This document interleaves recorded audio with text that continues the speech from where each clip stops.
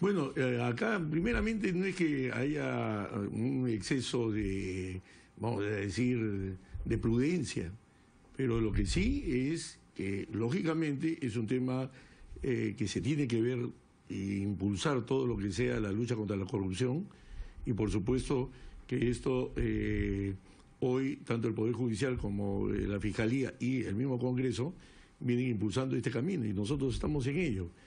Ahora, tampoco se pueden paralizar las obras que hoy día ya tiene, por ejemplo, o que ya se están ejecutando, porque terminaríamos perjudicando a la misma población. Entonces, hay que saber llevar el tema de tal manera de que se ponga y se dicten las medidas necesarias para evitar la corrupción, pero por otro lado tampoco actuar con el hígado y decir, bueno, ¿sabes qué cosa? Cerramos todo y paralizamos todas las obras que hoy día se ejecutan y que al final van a terminar perjudicando a la población.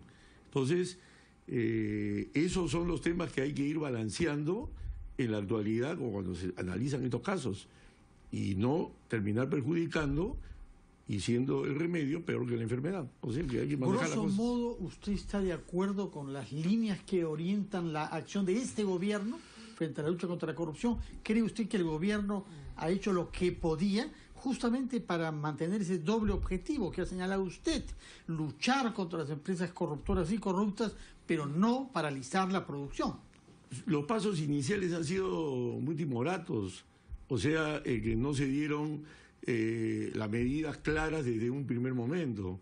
Hemos visto que en el último mensaje a la Nación del presidente Kuczynski pone una serie ya de cortapisas a estas empresas, cosa que no se había hecho antes. Entonces, ¿hay lentitud en el actuar por parte del gobierno? Creemos que sí.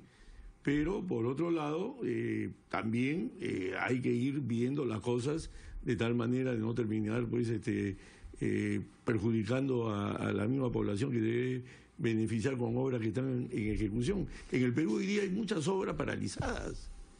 Y entonces, lógicamente, hay que tener también cuidado con esas cosas. Señor Quintanilla, usted es un hombre del sur andino porque ha sido elegido en Puno, donde hubo una enorme votación a favor de Pedro Pablo Kuczynski. Algunos dicen que es Puno y Arequipa, que le dieron la victoria final, estos pocos decimales con los que se impuso en la segunda vuelta.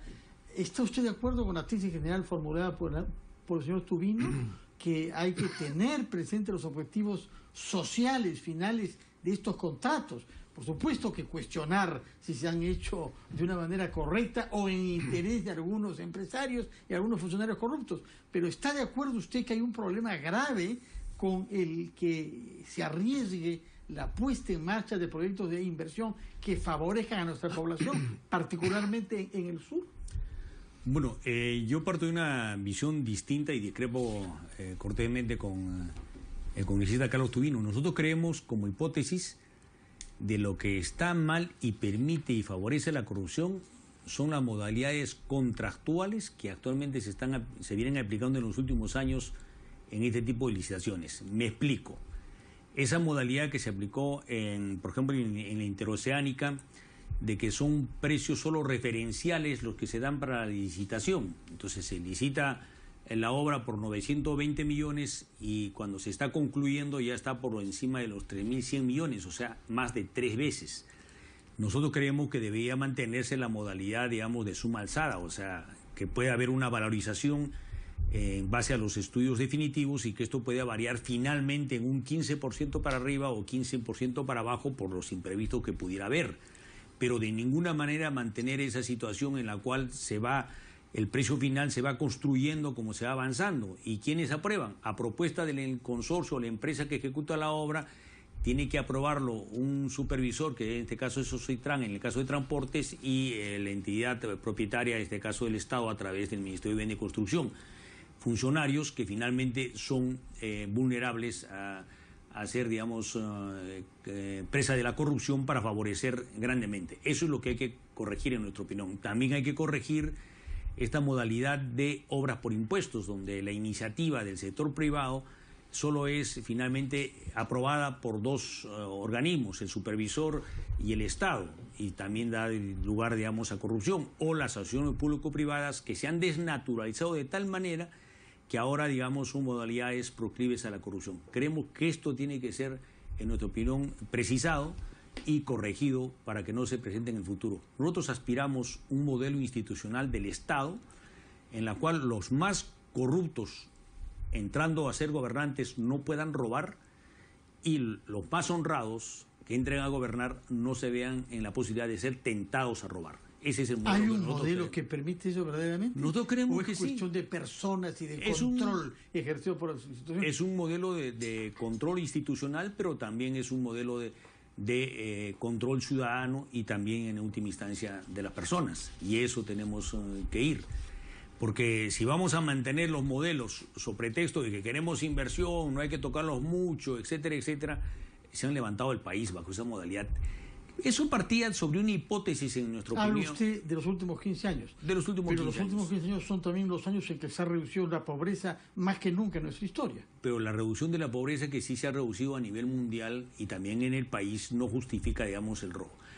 Mire, ahora, perdón si me dejan Sí, por hablar. favor, señor Tubino, adelante. Sí, con porque todo ya gusto.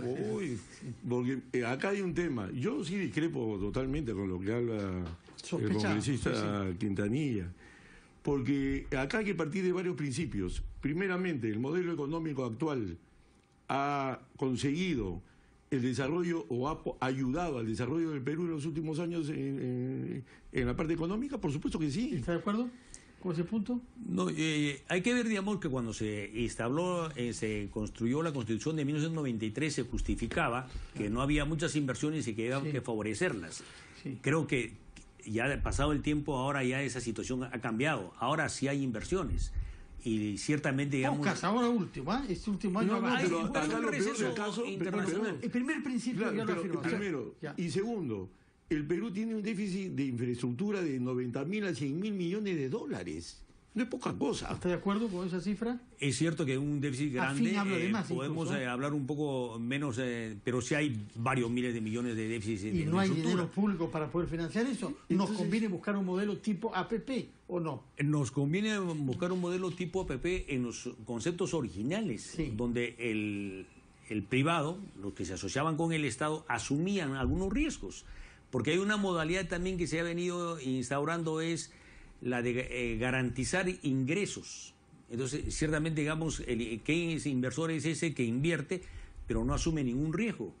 O la modalidad que se pretende Habla aplicar por chinchero, por ¿no es cierto? chincheros, Ya. ¿no? En chincheros también es clarísimo que ahí hay un modelo que es lesivo al país y que podía modificarse en ¿Usted beneficio del comparte país. eso? ¿Tiene algunas reservas sobre Chinchero? Bueno, hay reservas sobre el tema, es un tema que todavía no se ha visto en la bancada. Sí. Y con el tema de Chincheros sí hay un tema que se está analizando en profundidad. Inclusive si se va a tomar alguna acción en el Congreso con relación al ministro de Transporte, con relación al tema, ¿no? Eso todavía no se ha visto en la bancada, es un primer punto. Pero los modelos económicos que hoy día nos viene a hablar el Frente Amplio y tratando de dar un viraje en el desarrollo económico del Perú, ya lo hemos visto en Sudamérica. No han dado resultados. El Perú es un país que necesita inversión y, lógicamente, cada cortapisa que pongamos a la inversión se irá a otro lado. Así de Señor simple. Quintanilla, el señor Tubino piensa que está inspirado usted en modelos que ya se han visto en América Latina. ¿Es cierto? bueno, Estamos hablando de no es cierto, Venezuela no. de Chávez, Chile de Bachelet, Uruguay del Frente Amplio, Nosotros ¿o cuál? sí rompemos con los modelos que plantea Hugo Chávez, Maduro en Venezuela. No estamos de acuerdo con modelos estatistas, etcétera. Sí nos inclinamos por modelos más que la sociedad civil participe en el control de la corrupción. No olvidemos que desde que aparece el Estado, la sociedad organizada, mucho antes que hubiera, digamos, incluso constituciones escritas, la corrupción y el abuso del poder son los dos grandes males del poder. Y siempre hay que construir mecanismos para que vayan disminuyendo su presencia. Y aquí vamos a discrepar con el congresista Carlos Tubino. La Constitución del 93 desmontó muchas instituciones bajo el pretexto de ¿Cuáles, que, por ejemplo? por ejemplo, la fiscalización. Miren, al margen de la participación del Estado, que es otro tema, en cuanto a participación, en el artículo 82 de la Constitución se dice que la Contraloría, y aquí cito, para citar, pongo comillas, se dice que tiene es un organismo autónomo y descentralizado. Y eso no es cierto hasta la actualidad. Uno, porque la Contraloría no tiene...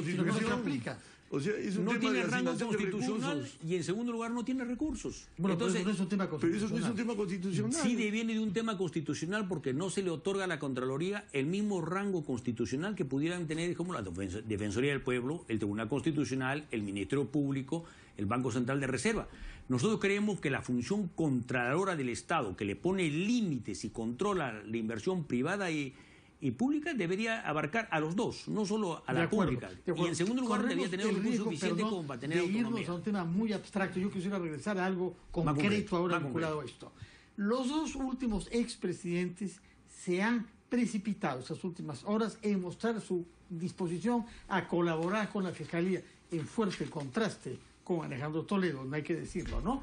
Porque por una parte Ollanta Humala hace llegar una carta a la Fiscalía diciendo que ellos quieren colaborar para que su domicilio privado sea sometido a una diligencia fiscal, que por favor tomen en cuenta que pueden haber niños y para coordinar sobre esto. Y el expresidente Alan García mañana se presenta ante la Fiscalía. Él ha desmentido en un diario local que afirmaba que estaba pidiendo una postergación. Al revés, ha hecho saber que mañana por la mañana estará dando explicaciones. ¿Qué esperan ustedes de la colaboración de estos dos expresidentes? No, acá lo más importante es el trabajo de la Fiscalía. Sí. O sea, que se haga la investigación a estos dos expresidentes en una forma muy drástica y sobre todo muy profunda.